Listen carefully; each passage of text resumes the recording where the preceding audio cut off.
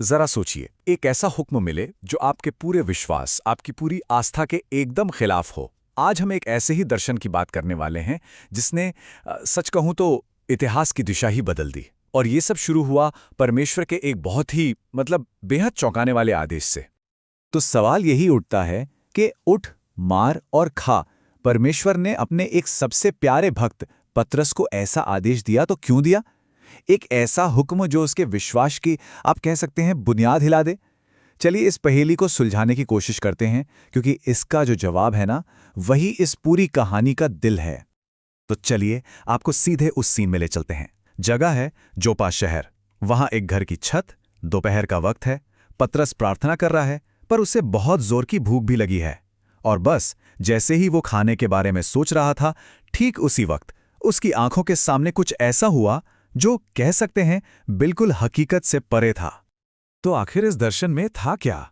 पतरस ने देखा कि आसमान से एक बहुत बड़ी चादर जैसी कोई चीज नीचे आ रही है, और उस चादर पर जो था वही तो सबसे हैरान करने वाली बात थी। उस पर थे हर तरह के जानवर, चार पैर वाले, रेंगने वाले जीव, आसमान के पक्षी, मतलब वो सब कुछ जिसे पतरस की मान्यताओं के हिसाब से छूना तक मना था, पाप था। और तभी एक आवाज गूंजती है, एकदम साफ सीधी, हे पतरस, उठ, मार और खा। जरा सोचकर देखिए, पतरस के लिए सुनना कितना बड़ा झटका रहा होगा। उसे उन्हीं जानवरों को खाने का हुक्म मिल रहा था जिन्हें वो अपनी पूरी जिंदगी अपवित्र या अशुद्ध मानता आया था। अब पतरस ने जो जवाब दिया ना, वो सिर्फ एक ना नहीं था, वो उसके पूरे वजूद की, उसकी पहचान की, उसके विश्वास की आवाज थी। ये एक बहुत बड़ा अंदरूनी संघर्ष था। चलिए समझते हैं कि यह मामला इतना गहरा क्यों था। पतरस का जवाब एकदम सीधा और मजबूत था। नहीं प्रभु, कभी नहीं। मैंने तो आज तक कोई भी अपवित्र या अशुद्ध चीज खाई ही नहीं है।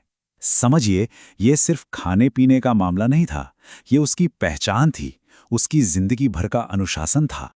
तो पतरस की दुविधा असल में ये थी। एक तरफ तो थी मूसा की व्यवस्था, वो नियम जिन्हें वो और उसके पुरखे पीढ़ियों से मानते आ रहे थे, और दूसरी तरफ था परमेश्वर का सीधा हुक्म।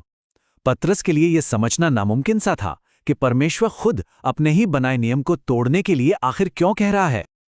और यहीं से कहानी में एक बड़ा मोड़ आता है। परमेश्वर पतरस के क्यों का सीधा सीधा जवाब नहीं देता, वो कोई वजह नहीं बताता, बल्कि वो एक ऐसा वाक्य कहता है जो पतरस की पूरी सोच को ही चुनौती दे देता है। एक ऐसा जवाब जो खुद में एक पहेली जैसा है।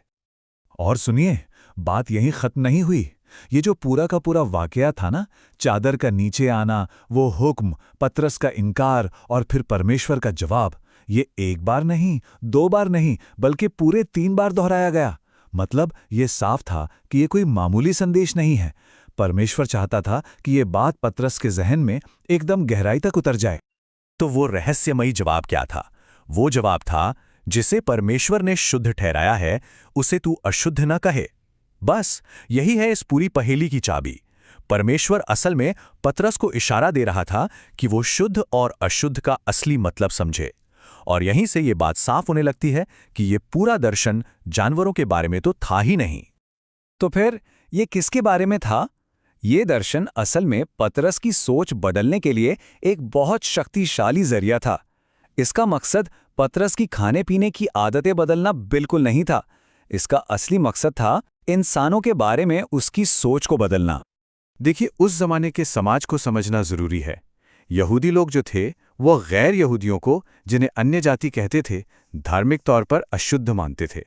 उनके बीच एक बहुत बड़ी, एक मजबूत दीवार थी। वो एक दूसरे के साथ उठते बैठते नहीं थे, साथ में खाना पीना तो बहुत दूर की बात थी। वो अशुद्ध जानवर जो पतरस ने देखे, वो असल में इन्हीं लोगों का प्रतीक थे। और अब देखिए टाइमिंग का कमाल। जैसे ही यह दर्शन तीसरी बार होकर खत्म होता है ना, ठीक उसी वक्त दरवाजे पर कोई दस्तक देता है। और कौन थे ये लोग? कोर्नेलियस नाम के एक रोमी सैनिक के भेजे हुए दूत, यानी एक अन्य जाति, एक ऐसा इंसान जिसे पतरस की दुनिया अशुद्ध मानती थी। और बस उसी पल पतरस के दिमाग में सब कुछ साफ हो गया।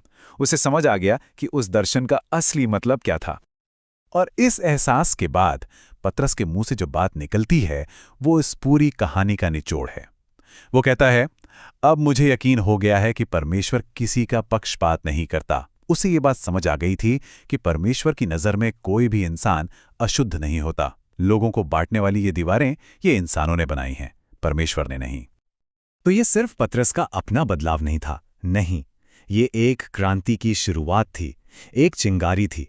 इस एक दर्शन ने उन सदियों पुरानी दीवारों पर पहली चोट की, जो इंसान को इंसान से अलग करती आई थी।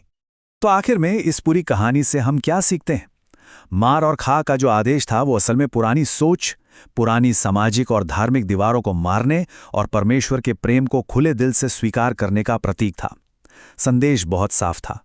सुसमाचार किसी एक खास ग्रुप के लिए नहीं, बल्कि हर एक इंसान के लिए है। और यह हमें एक बहुत ही गहरी सच्चाई की ओर ले जाता है कि परम सत्य कहीं दूर आसमान में नहीं है, बल्कि वो हर इंसान के अंदर ही है। बस उसे जगाने की, उसे पहचानने की जरूरत है।